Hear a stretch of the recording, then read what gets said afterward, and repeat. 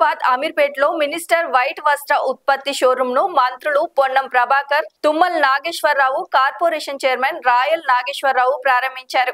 ఈ సందర్భంగా మంత్రులు స్వయంగా మినిస్టర్ వైట్ వస్త్రాలను కొనుగోలు చేసి యాజమాన్యానికి శుభాకాంక్షలు తెలిపారు. పోటీ ప్రపంచంలో నాణ్యత ఉంటేనే ప్రజలు ఆదరిస్తారని మంత్రి పొన్నం ప్రభాకర్ అన్నారు. ఈ కార్యక్రమంలో అమీర్పేటలో మంత్రులు పొన్నం ప్రభాకర్, తుమ్మల నాగేశ్వరరావు, గిడ్డంగుల సంస్థ కార్పొరేషన్ చైర్మన్ రాయల్ నాగేశ్వరరావు తదితరులు పాల్గొన్నారు.